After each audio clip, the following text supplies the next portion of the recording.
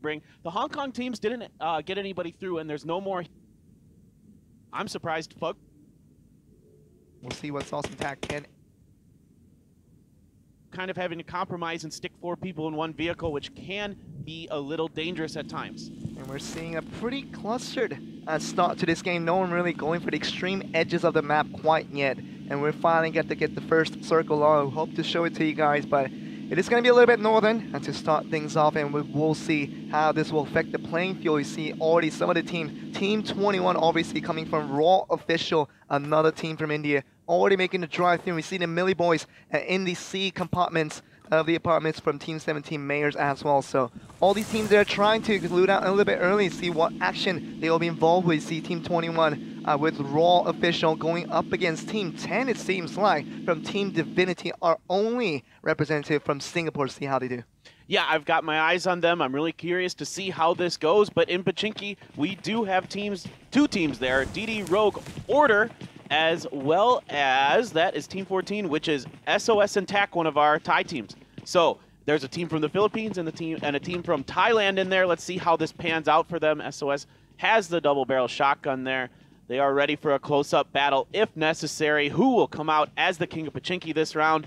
Oftentimes, our Pachinki teams have seen success in this tournament. Pachinki teams, you talk about who to really pull up the interest. It's about all the Indian teams usually like to go there, and some of the Thai teams were able to find a lot of success there as well. So coming in from Thailand, you do kind of expect that Sauce and Tack will be the ones to really see what they can do in this Pachinki area to start on. We're looking at a little bit Severny right now with team number 7, Quadra, in the map right now. And we're also looking at team 5, Lick and Suck. Okay, come on. This is a little bit dodgy in the terms of why I'm you going made with the team. LNS for the rest. LNS, let's go with LNS. Is what they get called the rest so that's of this the only tournament. time you'll ever hear us saying that name, and we're going to go with LNS for the rest of the tournament. Yeah, we're going with that. Another team that maybe you might be kind of raising an eyebrow at that we've seen a little bit here is Punjabi 345. Now, you guys have to understand, that is not an offensive word. That is what the sheiks are called in Hindi. So people who are of that faith or of that region or whatever however you want to think of it, that is the term that they use for that in India. It's not,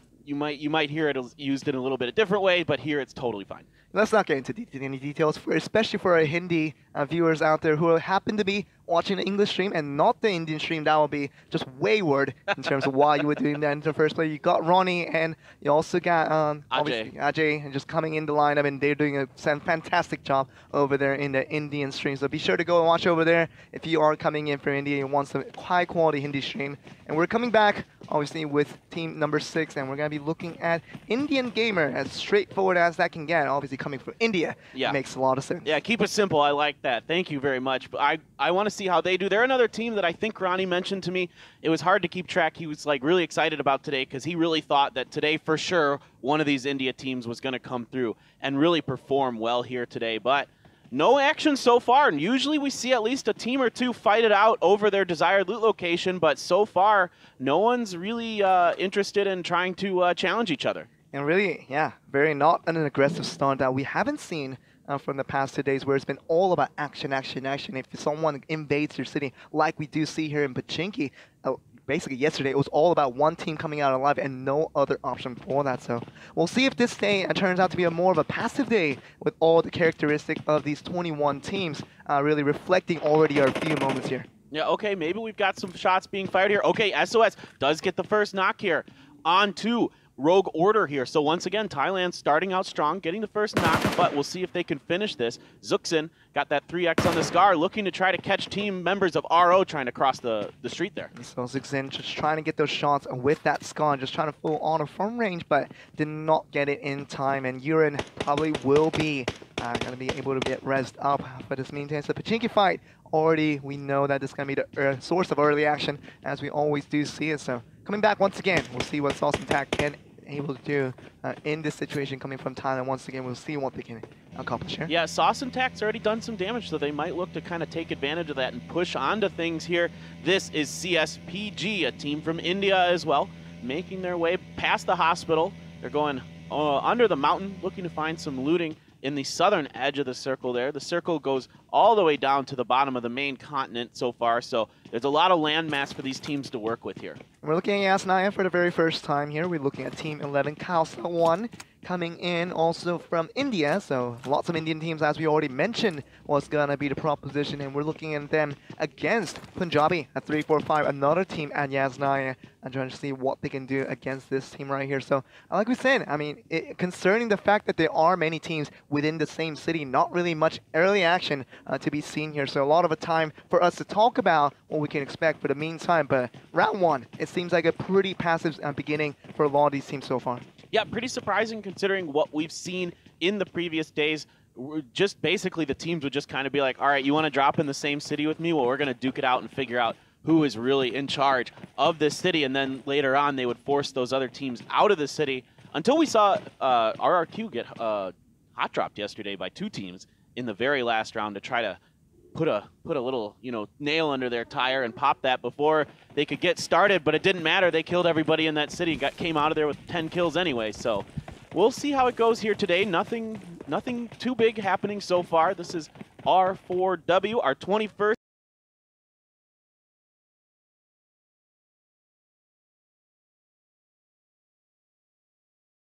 Severny and see what they're going to accomplish here, but all the more, we're seeing a pretty empty Severny other than them.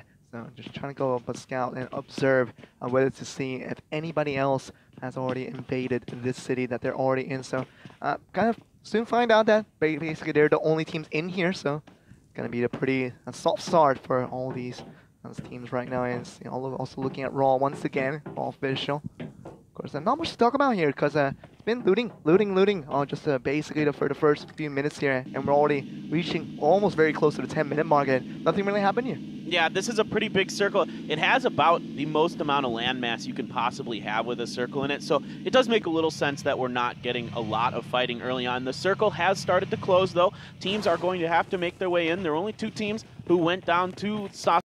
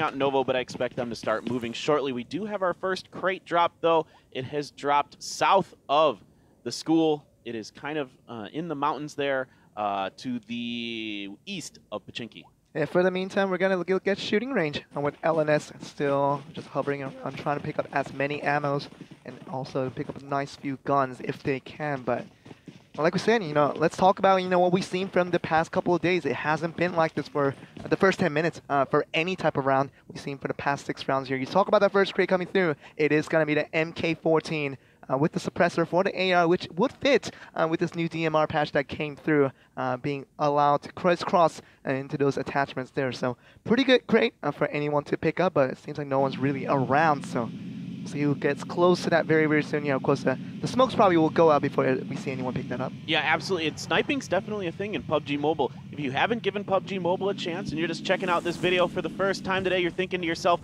wow, PUBG Mobile, it looks very similar, it feels very similar, and you can definitely, it's still great fun to play. It is a wonderful game. I have been thoroughly enjoying it. And if you're wondering, wow, sniping might be difficult on a phone, we've seen teams do very, very well with sniping here. It does take a little getting used to, for sure. It's different than a keyboard and mouse, but trust me, you can get darn good at it. Doesn't matter if it's an SLR or if it's a Car 98, we've seen incredible shots come in for the past couple of days, and now we're in this day 3 situation where all teams trying to get from the blue inside, and oh, careful there. Okay. Woo. Okay, but we've seen incredible plays all throughout, and that almost was an incredible play, but hopefully we were getting the better of that situation. Yeah, it's pretty actually difficult to run your teammates over in this one. It's not nearly as easy as it is in the regular PUBG on the computer. It's a little more difficult here, so fortunately for Superstar, they are going to have a couple vehicles and they will be able to make their way off of Sosnovka Island and head towards the circle. They're going to take a little bit of circle damage, but not too big of a deal when you get Novo all to yourself. They should come out of there with plenty of utility to get themselves back up to full health and ready to rock and roll. This is Team 13, the Chiefs from India.